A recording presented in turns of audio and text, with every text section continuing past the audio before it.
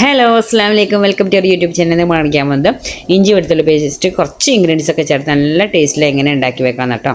അപ്പോൾ നമ്മൾ വീഡിയോ ഒക്കെ പോകുന്നതിനും നമ്മുടെ ചാനൽ ആദ്യമായിട്ട് കാണുന്ന ആരെങ്കിലും ഒന്ന് സബ്സ്ക്രൈബ് ചെയ്യുക, തൊട്ടടുത്ത ബെല്ലൈക്കൺ ഒന്ന് ക്ലിക്ക് ചെയ്തിട്ട് ഓൾ ഓപ്ഷനും കൊടുക്കുക കേട്ടോ. എന്നാൽ മാത്രമേ ഞാൻ പുതിയ വീഡിയോസ് നോട്ടിഫിക്കേഷൻ നിങ്ങൾക്ക് കിട്ടുള്ളൂ കേട്ടോ. അതുപോലെ തന്നെ സ്കിപ്പ് ചെയ്യാതെ കാണാൻ വേണ്ടി ശ്രമിക്കുക. ഇനി നമുക്കിത് എങ്ങനെ ഉണ്ടാക്കാൻ നോക്കട്ടോ. അപ്പോൾ അതിനായിട്ട് ഞാൻ കുറച്ച് ഇഞ്ചിയും ഒരു 4 വെളുത്തുള്ളി എടുത്തിട്ടുണ്ട്. നിങ്ങൾക്ക് പേസ്റ്റ് എത്രത്തോളം വേണമെന്നുണ്ടെങ്കിൽ അതിനനുസരിച്ച് ക്വാണ്ടിറ്റി കൂട്ടിയെടുക്കുക കേട്ടോ. എൻ്റെ അടുത്ത് ആദ്യമേ ഉണ്ടാക്കിയത് കുറച്ച് ഇരിക്കുന്നുണ്ട്, അപ്പോൾ ഞാൻ അധികം ആക്കുന്നുണ്ട്, കുറച്ച് ആക്കുന്നുള്ളൂ കേട്ടോ. ഇനി നമുക്കിതിൻ്റെ തൊലിയൊക്കെ ഒന്ന് കളഞ്ഞ് നന്നായിട്ട് ക്ലീനാക്കി എടുത്ത് കൊണ്ടുവരാം. ഞാനിപ്പോൾ തൊലിയൊക്കെ കളഞ്ഞ് കഴുകി ക്ലീനാക്കി കൊടുന്ന് വെച്ചിട്ടുണ്ട്. കഴുകി നമുക്ക് വെള്ളമൊക്കെ ഒന്ന് ഡ്രൈ ആക്കി എടുക്കണം. അപ്പോൾ ഞാൻ വെള്ളം വരാൻ വേണ്ടി വെച്ചിട്ടുണ്ട്. ഇനി നമുക്കിത് നിങ്ങളുടെ കയ്യിൽ കോട്ടൺ തുണി എന്തെങ്കിലുമൊക്കെ ഉണ്ടെങ്കിൽ നിങ്ങൾക്കത് വെള്ളം നന്നായിട്ട് തുടച്ചെടുക്കുക കേട്ടോ. ഞാനിപ്പോൾ ടിഷ്യൂ വെച്ചിട്ടാണ് തുടച്ചെടുക്കുന്നത്. 2-3 പ്രാവശ്യം തുടച്ചെടുത്താൽ തന്നെ നന്നായിട്ട് ഡ്രൈ ആയി കിട്ടും കേട്ടോ. ഇതുപോലെ നനവില്ലാതൊക്കെ തുടച്ച് ക്ലീൻ ആക്കിയിട്ട് നമ്മൾ പേസ്റ്റാക്കി വെക്കുകയാണെങ്കിൽ നമുക്ക് 1 മാസം വരെയൊക്കെ നല്ല ഫ്രഷായിട്ട് തന്നെ ഈ പേസ്റ്റ് ഇരിക്കും കേട്ടോ. നിങ്ങൾ ഈ ഇൻഗ്രീഡിയൻസ് ചേർക്കാതെ വെറും ഇഞ്ചി വെളുത്തുള്ളി പേസ്റ്റ് നിങ്ങൾ പേസ്റ്റ് ആക്കുകയാണെങ്കിൽ പോലും ഇതുപോലെ കഴുകി നല്ല ഡ്രൈ ആക്കി എടുക്കുക. പിന്നെ അതിൽ കുറച്ച് ഇൻഗ്രീഡിയൻസ് പറയുന്നുണ്ട്, അതും കൂടി ചേർത്ത് വെച്ച് നിങ്ങൾക്ക് ഒരുപാട് 1, 2, 3 മാസം വരെയൊക്കെ നല്ല ഫ്രഷായിട്ട് തന്നെ ഇരിക്കും കേട്ടോ. അപ്പോൾ ഇതിൻ്റെ വെള്ളമൊക്കെ നന്നായിട്ട് തുടച്ചെടുത്തിട്ടുണ്ട്. ഇനി നമുക്ക് അരച്ചെടുക്കാനുള്ള ജാർ എടുക്കുക. മിക്സിയുടെ ജാർ എടുക്കുന്ന സമയത്ത് നല്ല തുടച്ചിട്ട് വെള്ളം നനവില്ലാതെ തന്നെ എടുക്കുക കേട്ടോ.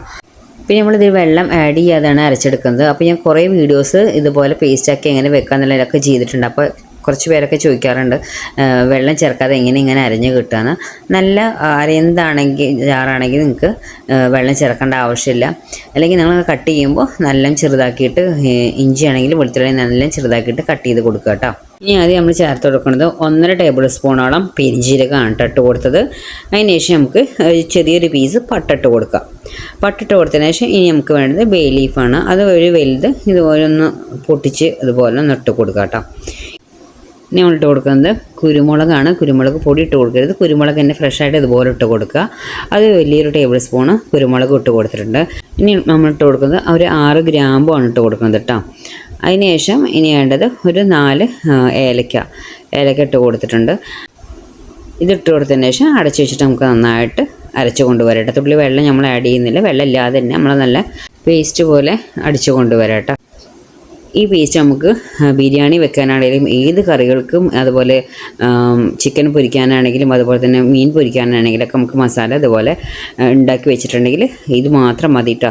വേറെ ഇനി ഗരം മസാല അങ്ങനത്തെ സംഭവങ്ങളൊന്നും ആഡ് ചെയ്യേണ്ട ആവശ്യമില്ല. ഇനി നമുക്കിത് 1 മാസം വരെയൊക്കെ കേട് വരാതെ വെക്കണമെന്നുണ്ടെങ്കിൽ 1 ടേബിൾ സ്പൂൺ സൺഫ്ലവർ ഓയിൽ ഞാൻ ഒഴിച്ചു കൊടുത്തത്. നിങ്ങളുടെ കയ്യിൽ വെളിച്ചെണ്ണുണ്ടെങ്കിൽ അത് നിങ്ങൾക്ക് ഒഴിച്ച് കൊടുക്കാം കേട്ടോ. ഏത് വേണമെങ്കിലും ഒഴിച്ച് കൊടുക്കുക. അതിന് ശേഷം ഒരു നുള്ളുപ്പ് അതിട്ടിട്ട് ഒന്നുകൂടി അടിച്ചു കൊടുത്തിട്ടുണ്ട്. അപ്പോൾ ഇതിൻ്റെ ഒരു ഇഞ്ചി വെളുത്തുള്ളിയുടെ പീസൊന്നുമില്ല, നന്നായിട്ട് തന്നെ അരിച്ച് കൊണ്ടുവന്നിട്ടാം. നല്ലത് അരയ്ക്കുമ്പോൾ നല്ല മണമാണ് കേട്ടോ. നമ്മൾ ഇത് ഇങ്ങനെ അടിച്ച് കൊണ്ടുവരുമ്പോൾ തന്നെ നമുക്ക് ഒരു ബിരിയാണി വെച്ചതിൻ്റെ അല്ലെങ്കിൽ ഒരു ചിക്കൻ കറി വെച്ചതിൻ്റെയൊക്കെ സ്മെല്ല് നമുക്ക് നല്ല കിട്ടും കേട്ടോ. അത് വെച്ച് പോലെ ഉണ്ടാവും ഇതിൻ്റെ സ്മെല്ലൊക്കെ. നിങ്ങൾക്ക് എന്ത് വേണമെങ്കിലും, ഏത് കറി വേണമെങ്കിലും, ഏത് ഫ്രൈ വേണമെങ്കിലും ഏത് പേസ്റ്റ് എടുത്തിട്ട് നമുക്ക് ഉണ്ടാക്കാം കേട്ടോ. ഈ പേസ്റ്റ് ഇടുമ്പോൾ നിങ്ങൾക്ക് ഇനി വേറെ ഗരം മസാല ഒക്കെ ആഡ് ചെയ്യേണ്ട ആവശ്യമില്ല കേട്ടോ. ഈ പേസ്റ്റ് മാത്രം മതി. ഇനി നിങ്ങൾ കൂടുതൽ ഉണ്ടാക്കി വെക്കുകയാണെങ്കിൽ നിങ്ങൾക്ക് നല്ലൊരു ഗ്ലാസ് ജാറിലാക്കിയിട്ട്, നനവില്ലാത്ത ഗ്ലാസ് ജാറിലാക്കി വെക്കുക.